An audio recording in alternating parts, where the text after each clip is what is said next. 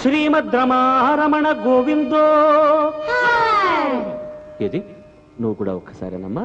శ్రీమద్రమారమణ గోవిందో. శభాష్. ఏది హరికథ కాదు. ఏమిటయ్యా అంటే సిరికథ. మానవుడు జీవితంలో ఏదైనా పోగొట్టుకోవచ్చు కానీ ఏ పరిస్థితుల్లోనూ పోగొట్టుకోకూడనిదే ఒక్కటి ఉన్నది. మానవుడు జీవితంలో ఏదైనా పోగొట్టుకోవచ్చు గాని ఏ పరిస్థితుల్లోనూ పోగొట్టుకోకూడనిది, ఒక్కసారి పోగొట్టుకుంటే మళ్ళీ చేతికి అందనది, అమూల్యమైనది ఒక్కటి ఉన్నది. ఏమిటయ్యా అది? ఏమిటంటే సావధాన చిత్తులై ఆలకించండి.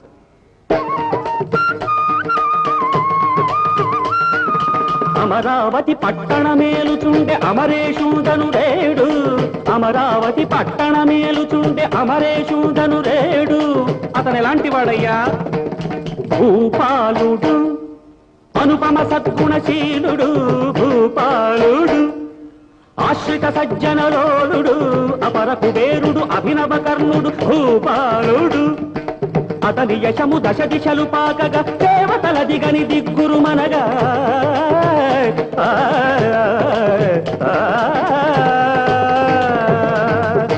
ఆ మహారాజు గొప్పతనానికి అసూయపడ్డ దేవతలు ఏం చేశారయ్యా అంటే శనిని పిలిచినారు, శనైశ్చరుని పిలిచినారు.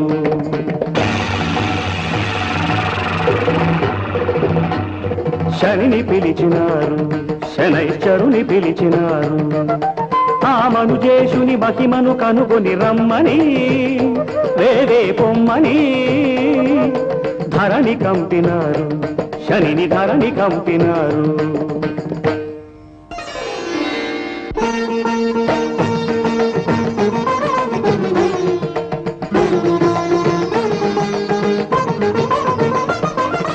అహో భూపతి వింటిని నీ కీర్తి, అహో భూపతి వింటిని నీ కీర్తి. అవనీసురుడను అభ్యాగతుడను భవతి భిక్షాం దేహి, భవతి భిక్షాం దేహి.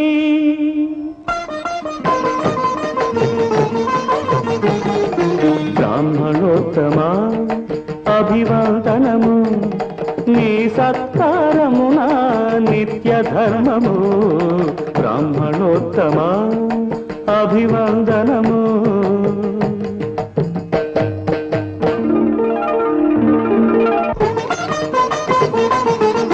నిలు తనయా నీకి తొందర తగదయ్యా, నిలు తనయా నీకి తొందర తగదయ్యా. ఎవరమ్మా నీవు ధన్వంతులకి తులాపదవు? ధాన్యలక్ష్మిని నేను, ధారపోయకు నన్ను. ధాన్యలక్ష్మిని నేను, ధారపోయకు నన్ను. ఆ కపట బ్రాహ్మణుడు కుటిల శనైశ్చరుడు, నీ కలిమిని కీర్తిని దోచ వచ్చినాడు.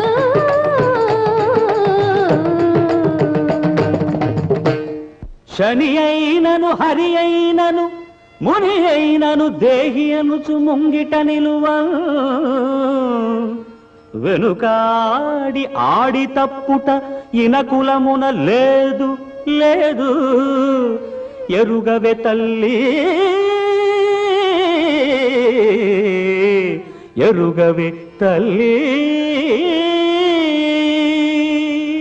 అదే నీ నిర్ణయమైనన్ కుదరదు నీ ఇంట నేను కొలువుండుటయున్.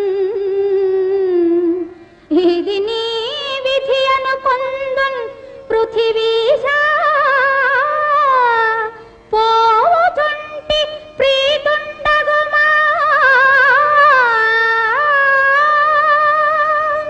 పృథివీశ పోగుచుంటి ప్రీతుండగుమా. పృథివీశ పోగుచుంటి.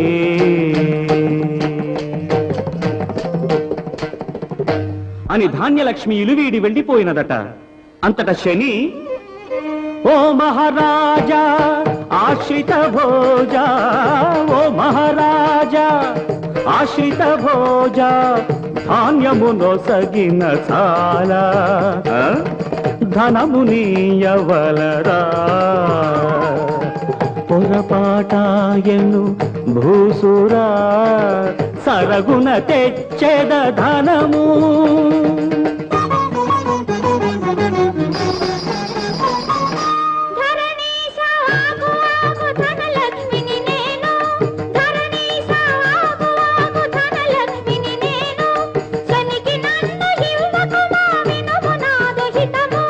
మాట తప్పలేను నీ మాటను వినలేను మాట తప్పలేను నీ మాటను వినలేను విడలేను దాన గుణము వినుము నాదు శపథము అనగానే ధనలక్ష్మి కూడా ధాన్యలక్ష్మి దారినే వెళ్ళిపోయినదట.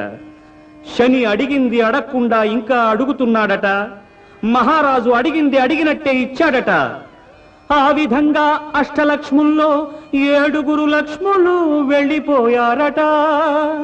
తదనంతరమున రాజా ఇచ్చినంతనే గొప్పనుకోకు ఇచ్చి ఏమి ఫలము నీవు ఇచ్చి ఏమి ఫలము ఇన్ని సిరులతో ఒంటరిగానే ఎటుల వెళ్ళగలను రాజభటులను వెంట పంపమందురా భటులు వచ్చినంత నాకు రాదు ధైర్యము ధీరుడవు నీవే నా వెంట నడుగుము చిత్తం త్రుటిలో వచ్చేదను.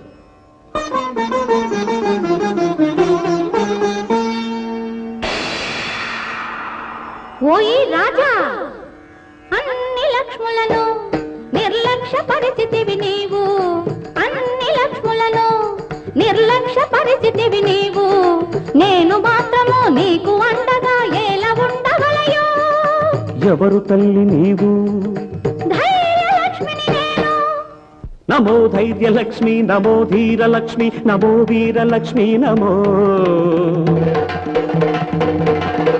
నీవు నా అండగా దండగా నుండ మరే లక్ష్మి లేకున్న నాకెట్టి లోపమ్ము రాదన్న ధైర్యముతో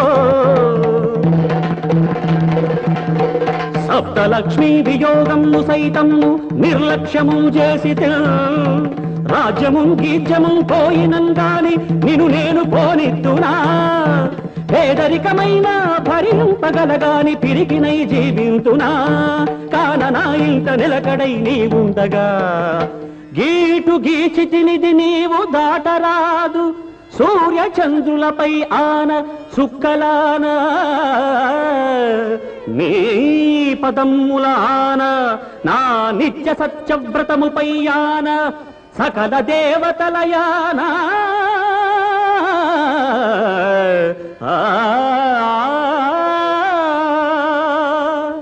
అని ధైర్యలక్ష్మినే బంధించిన రాజు ధైర్యమునకు శనిగుండె జల్లుమని ఇక తన పని చెల్లదని అదృశ్యుడైనాడట. శ్రీమద్రమారమణ గోవిందో.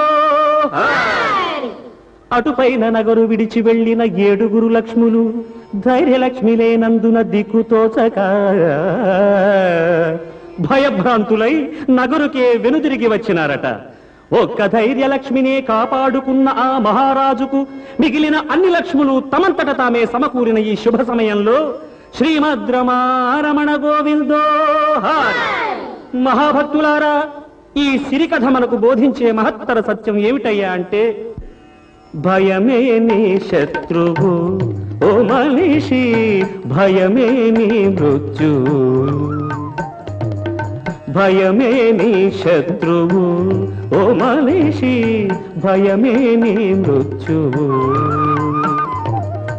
కష్ట నష్టములు కలిగిన వేళ ఆపదలేవో పైబడు వేళ ఉన్నవి అన్నీ కోల్పోయినా ఉండవలసినది గుండె ధైర్యము ధైర్యమే ఐశ్వర్యము ఓ మనిషి ధైర్యమే నీ విజయము.